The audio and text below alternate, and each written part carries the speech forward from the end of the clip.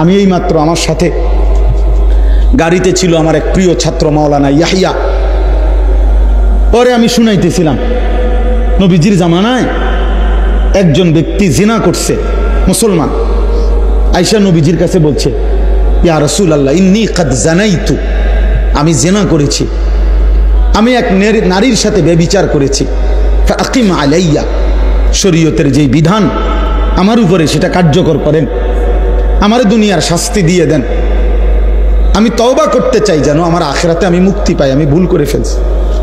খোদার কসম বাপ, নবীজি 3 বার বলছে, আমার কাছে এই কিতাব এখনো গাড়িতে আছে, ও আমার সাথে রাখো, না না আরো লোক আছে আমার লোক, রাখো,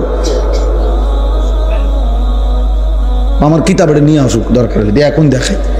আল্লাহ নবী সাল্লাল্লাহু আলাইহি সাল্লাম বলছেন যে 3 বার বলছে, এই ভাই নবী 3 বার বলছে ওই লোকেরে, আবিকা জুনুন, আবিকা জুনুন, আরে তুমি পাগল নাকি, তুমি কি কও, মুসলমান জিনা করে কেমন?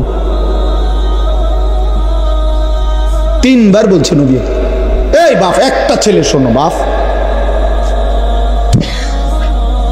নবী 3 বার, মানে নবীজি অবাক হয়ে গেছে, আরে এতে কি কয়, আবিকা জুনুন, তুমি কি পাগল নাকি, তুমি এটা কি বলতেছো? এরপরে আল্লাহ নবী সাল্লাল্লাহু আলাইহি সাল্লাম বলছে সাহাবাদেরকে, সাহাবারা তার মহল্লায় যাও, খবর লাগাও সে কোনো প্রতিবন্ধী কিনা, মাথায় সমস্যা কিনা, সেটা কি বলতেছে। সাহাবাই কেরাম এরপরে খোঁজ খবর নিয়ে এসে বলছে, ইয়া রাসূলুল্লাহ, না সে প্রতিবন্ধী না, সে পাগলও না, সে সুস্থ স্বাভাবিক এবং সে বাস্তবিক অর্থেই জিনা করছে। আল্লাহ নবী সাল্লাল্লাহু আলাইহি সাল্লাম সাথে সাথে বলছে, ফারজুমুহু, সে বিবাহিত, অতএব তাকে পাথর মেরে হত্যা করো। সাহাবারা পাথর মেরেই তাকে হত্যা করছে, প্রকাশ্য দিবালোকে পাথর মেরে হত্যা করছে। আজ যদি ইসলামী হুকুমত থাকতো, আজ যদি মুসলিম খলিফা থাকতো, তো কি হতো?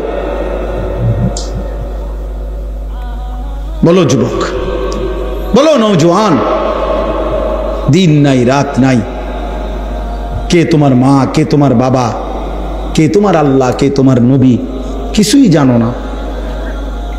জীবন মানে মোবাইল, জীবন মানে নারী, ছবি, জিনা, ব্যভিচারের দৃশ্য।